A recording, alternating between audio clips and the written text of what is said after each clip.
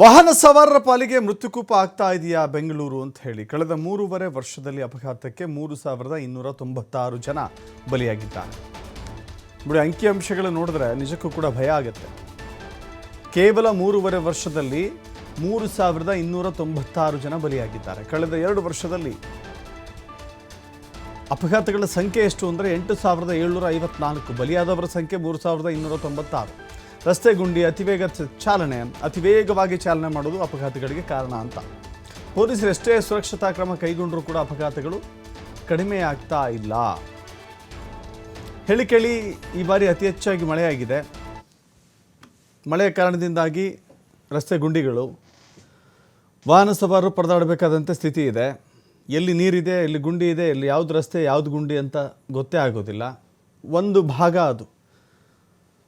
ಮತ್ತೊಂದು ಅಂತ ಹೇಳಿದ್ರೆ ವೇಗವಾಗಿ ಚಾಲನೆ ಮಾಡೋದು, ಅತ್ಯಂತ ವೇಗವಾಗಿ ಅವಸರದ ಚಾಲನೆ ಅಪಘಾತಕ್ಕೆ ಕಾರಣ. ಅದೆಲ್ಲ ಗೊತ್ತಿದ್ದರೂ ಕೂಡ ಅತ್ಯಂತ ವೇಗವಾಗಿ ಚಾಲನೆ ಮಾಡ್ತಾ, ಕೆಲವರು ಫೋನ್ನಲ್ಲಿ ಮಾತನಾಡ್ತಾ, ಸೀಟ್ ಬೆಲ್ಟ್ ಹಾಕ್ತೇ ಹೋಗ್ತಾ, ಇನ್ನು BMTC ಬಸ್ಗಳು ಕಿಲ್ಲರ್ BMTCಗಳು ಅಂತ ಅನ್ನಿಸ್ಕೊಂಡ್ಬಿಟ್ಟಿದ್ದಾವೆ.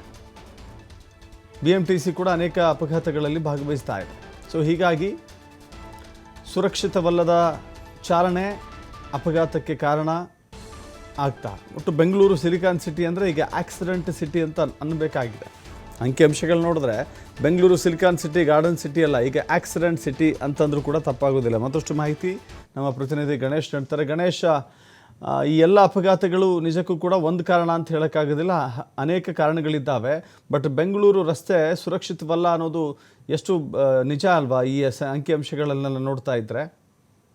ಖಂಡಿತವಾಗಲು ದಶರಥ್, ಕಳೆದ 3.5 ವರ್ಷದಲ್ಲಿ 3296 ಬಲಿಯಾಗಿರುವಂಥದ್ದು. ಅದಕ್ಕೆ ಕಾರಣಗಳಿಷ್ಟೇ. ರಸ್ತೆ ಗುಂಡಿಗಳು ಅಥವಾ ರಸ್ತೆಗಳು ಹದಗೆಟ್ಟಿರುವಂಥದ್ದು, ಗುಂಡಿಗಳಿರುವಂಥದ್ದು ಒಂದು ಕಾರಣ ಆದ್ರೆ, ಇನ್ನೊಂದು ವಾಹನಗಳದ್ದು ನಿಯಮ ಪಾಲನೆ ಮಾಡದೇ ಇರುವಂಥದ್ದು, ಬರುವಂತಹ ವಾಹನಗಳು ಅಥವಾ ವಾಹನ ಓಡಿಸುವಂತವ್ರು ಏನು ರೂಲ್ಸ್ ಅನ್ನ ಫಾಲೋ ಮಾಡದೇ ಇರುವಂಥದ್ದು, ಇದು ಅಪಘಾತಕ್ಕೆ ಕಾರಣ ಅನ್ನುವಂಥದ್ದು ಈಗ ಆಂತರಿಕವಾದಂತ ಸರ್ವೆದಲ್ಲಿ ಗೊತ್ತಾಗ್ತಾ ಇರುವಂಥದ್ದು.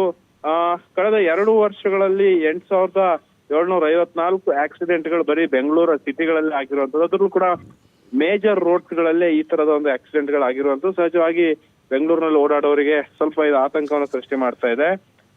ಇದು ಹೇಳಿದಾಗ ನಾನು ಮೊದಲು ಹೇಳಿದಾಗೇನೆ ರಸ್ತೆಗಳ ಹದಗೆಟ್ಟಿರುವಂಥದ್ದು ಕೂಡ ಕಾರಣ ಆಗಿರ್ಬೋದು.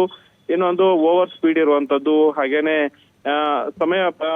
ಸಮಯದ ಅಭಾವ ಇದೆ ಅಂತ ಹೇಳಿ ಬೇಕಾಬಿಟ್ಟಿ ವಾಹನವನ್ನು ಓಡಿಸುವಂತದ್ದು, ಹಾಗೇನೆ ಬಸ್ಗಳು, BMTC ಬಸ್ಗಳಿಂದಲೂ ಕೂಡ ಸಾಕಷ್ಟು ಅಪಘಾತಗಳಾಗ್ತಾ ಇದೆ.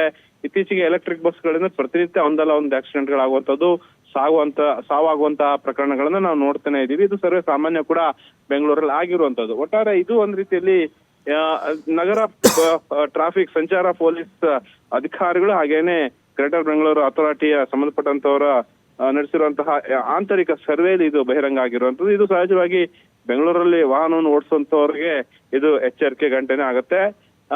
ಬೇರೆ ಏನೋ ಆಲೋಚನೆಯನ್ನು ಮಾಡ್ತಾನೋ ಅಥವಾ ರಸ್ತೆ ಗುಂಡಿಗಳನ್ನ ತಪ್ಪಿಸ್ಲಿಕ್ಕೆ ಹೋಗ್ಲೇನೋ ಅಥವಾ ಹಂಪುಗಳನ್ನ ತಪ್ಪಿಸ್ಲಿಕ್ಕೆ ಹೋಗ್ಲೇನೋ ಅಪಘಾತಗಳಾಗುವಂತದ್ದು ಪ್ರಕ್ರಿಯೆಗಳಾಗ್ತದೆ. ಅದನ್ನ ಎಚ್ಚರಿಕೆಯಿಂದ ವಾಹನವನ್ನು ಓಡಿಸುವಂತದ್ದು ಸೂಕ್ತ ಅನ್ನೋದು ಈ ಮೂಲಕ ಒಂದ್ ರೀತಿಯಲ್ಲಿ ಅರಿವಾಗುವಂತದ್ದು. Yes, thank you Ganesh.